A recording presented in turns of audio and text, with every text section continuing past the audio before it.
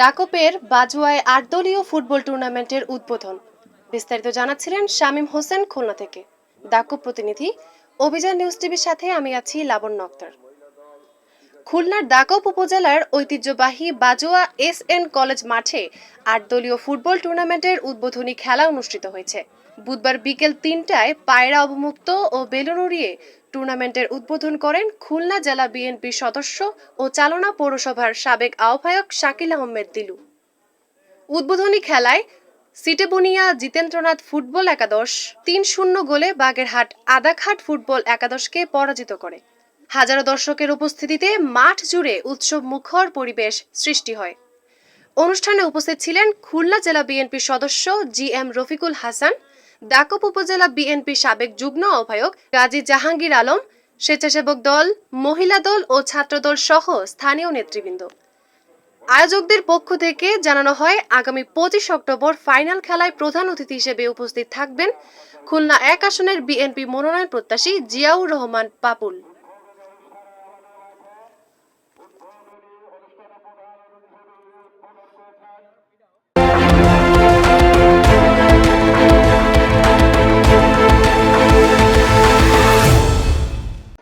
বালিয়াডাঙ্গিতে সার সংকটে বিপাকে আলু চাষিরা।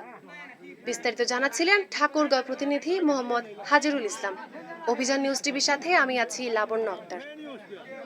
ঠাকুরগাঁওয়ের বালিয়াডাঙ্গি উপজেলার লাহিড়ী বাজারে রাসায়নিক সার সংকটে দিশেহারা হয়ে পড়েছেন আলু চাষিরা। ঘন্টার পর ঘন্টা অপেক্ষা করেও কৃষকরা পাচ্ছেন না প্রয়োজনীয় সার। সরকারি নির্ধারিত মূল্য ১৩৫০ টাকা করে হলেও ডিলারদের কাছ থেকে ১৬০০ থেকে ১৮০০ টাকা পর্যন্ত দিতে হচ্ছে বলে অভিযোগ উঠেছে। তবুও সময় মতো সার না পাওয়ায় কৃষকরা পড়েছেন চরম বিপাকে। চাষিদের দাবি, বিএডিসি ডিলারদের বিরুদ্ধে ব্যবস্থা নিয়ে খোলা বাজারে সার বিক্রির ব্যবস্থা করতে হবে, নইলে আসন্ন মৌসুমে ফসল উৎপাদনে মারাত্মক ক্ষতি হবে বলে আশঙ্কা করেছেন তারা। ১৬০০ টাকা দিয়ে নিছেন? টাকাটা কাকে দিছেন দেখাই দেন তো, দেখাই দেন। আপনি কি ১৬০০ টাকা নিছেন?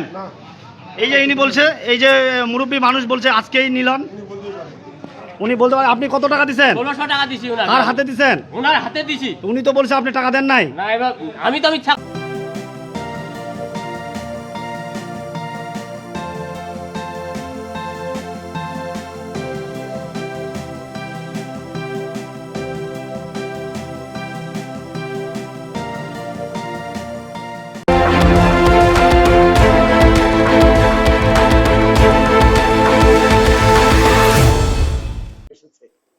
দিরাই শাল্লাবাসীর সঙ্গে মতবিনিময়ে শিশির মনির।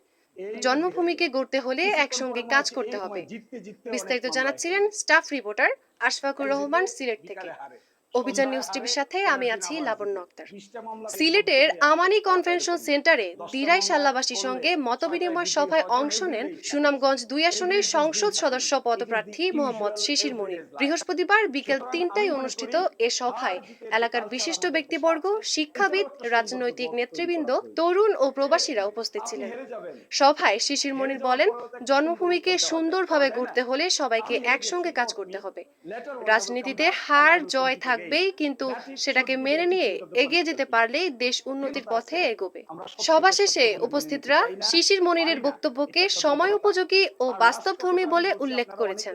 অনুষ্ঠানে প্রবাসী ও স্থানীয়দের অংশগ্রহণে প্রাণবন্ত পরিবেশের সৃষ্টি হয়। একজন আইনজীবীর জীবনের এই বাস্তবতা থাকে, সকালে হারে, দুপুরে জিতে, দুপুরে জিতে, বিকালে হারে, সন্ধ্যায় হারে, পরের দিন আবার জিতে। ২০টা মামলা করলে 10টায় হারে, 10টায় জিতে। ফলে আমাদের কাছে হার জিতটা খুব স্বাভাবিক, কারণ হার জিতের মধ্যটাই আমাদের খেলাটা এরকমই। 10টা মামলায় করলে 6টায় বিজয়ী হওয়া যায়, 4টায় হেরে যেতে হয়। এই জন্য আমরা হারলে গো ধরি না, জিতলেও খুব বেশি আনন্দ পাই না, কারণ everyday it happens, every it is being happening, it is the usual everydays life. সুতরাং আমি মনে করি হার জিতের যে কালচার আমাদের দেশে আছে, এটারও একটা সৌন্দর্য বোধ তৈরি করা প্রয়োজন। আপনি হেরে যাবেন, হেরে যাওয়ার পরেও তো একটা সুন্দর উত্তর দেওয়া যায় না? আমি হেরে গেছি, আমি মেনে নিব আমি হেরে গেছি, আমি বলবো আমি হেরে গেছি, I am sorry, people did not support me, later on I will come back and I will compete again. That it should be the attitude of the political people. কিন্তু আমাদের দেশে আমরা হারটাকে কেন জানি মেনে নিতে পারি না। সব মনে করি সবটাই জিততে হবে, সবটাই আমার দরকার, অন্য কোনো কিছু আর কারো দরকার নাই। যা কিছু দরকার সব আমার দরকার। যা কিছু দরকার যদি আমার দরকার হয়, তাহলে আপনি সমাজের সকল মানুষ নিয়ে চলতে পারবেন না।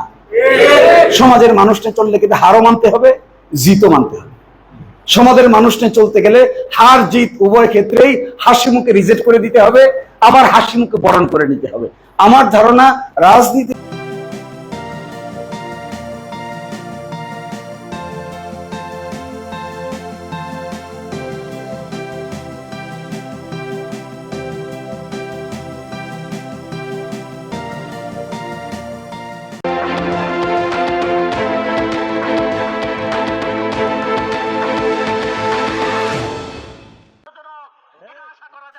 চিলমারিতে শিক্ষক নির্যাতনের প্রতিবাদে শিক্ষক সমাবেশ অনুষ্ঠিত।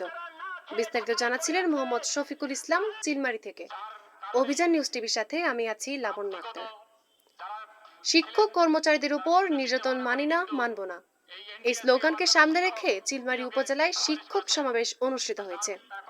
বুধবার সকালে উপজেলার কেন্দ্রীয় শহীদ মিনার প্রাঙ্গণে এই সমাবেশে অংশ নেন উপজেলার বেসরকারি স্কুল, কলেজ ও মাদ্রাসার শিক্ষক কর্মচারীরা। সমাবেশে বক্তারা বলেন, শিক্ষকদের ন্যায্য ভাতা প্রদান, শিক্ষক নির্যাতন বন্ধ সহ 3 দফা দাবিতে এই কর্মসূচি পালন করা হচ্ছে। তারা আরও জানান, শিক্ষকদের উপর অন্যায় আচরণ ও নির্যাতনের ঘটনা দেশের শিক্ষা ব্যবস্থাকে বাধাগ্রস্ত করছে। তাই অবিলম্বে এসব বন্ধ করে শিক্ষকদের মর্যাদা ও নিরাপত্তা নিশ্চিত করতে হবে। শিক্ষকদের দাবি না মানা হলে ভবিষ্যতে আরও কঠোর আন্দোলনের কর্মসূচি ঘোষণা করা হবে বলে সমাবেশে সতর্ক করে দেন নেতৃবৃন্দ।